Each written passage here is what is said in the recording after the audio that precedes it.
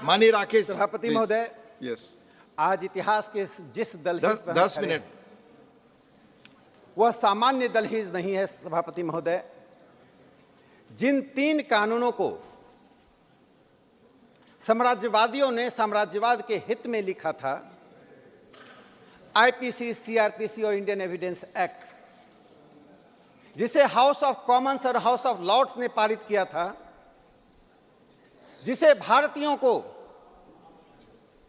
दासता के बंधन में दमन के साथ बनाकर रखने के लिए बनाया गया था, आज उन 3 कानूनों को परिवर्तित ही नहीं किया जा रहा। 3 कानूनों को पूरी तरह से खारिज करके 3 नए कानून को बनाया जा रहा है। प्रधानमंत्री नरेंद्र मोदी जी इस देश में डीकोलोनाइजेशन का एक नया इतिहास लिख रहे हैं। सभापति महोदय, इन कानूनों को बनाने में जो परिश्रम हुआ, उसकी मैं एक छोटी सी झांकी बताना चाहता हूं, जिसे कल माननीय गृह मंत्री अमित शाह जी ने लोकसभा में बताया था। 18 राज्यों ने, 16 उच्च न्यायालयों ने, सर्वोच्च न्यायालय ने, 22 लॉ यूनिवर्सिटीज ने, 5 विधिवेत्ताओं ने जो शिक्षाविद हैं, और 200 आईपीएस ऑफिसर्स ने, करीब 40 सांसदों ने और स्टैंडिंग कमेटी के साथ 3200 सुझाव आए। इन 3200 सुझावों में से इन 3 कानूनों को बनाया जा रहा है। जो मुख्य बातें जो चर्चा हुई, मैं 4-5 बातें उसको उल्लेखित करना चाहता हूं। जो लोग महिलाओं के हित की बात करते थे, लेकिन महिलाओं को संरक्षण न कानून दे पाती थी, न पुलिस दे पाती थी, आज इस कानून के द्वारा 18 वर्ष की महिलाओं को, यानी 18 वर्ष तक की बच्चियों को उस श्रेणी में लाया गया, यदि उनके साथ बलात्कार होता है तो उसे फांसी की सजा दी जाएगी।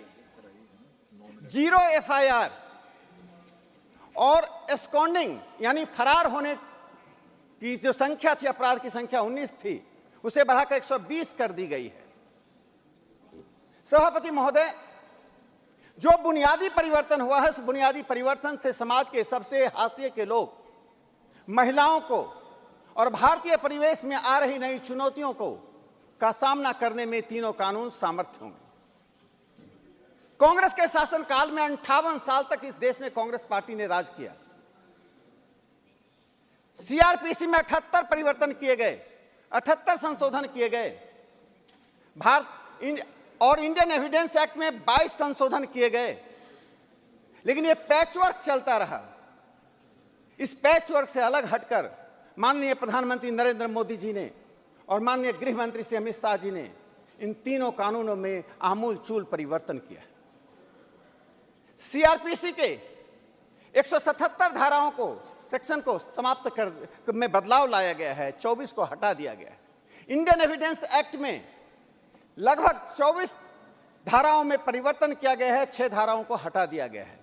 इन सभी बातों को कहते हुए मैं जिस बात को रेखांकित करना चाहता हूं, लोकतांत्रिक तरीके से इस देश के हित में, इस देश के संदर्भ में जो 3 कानून बने हैं, उसका आधार क्या है?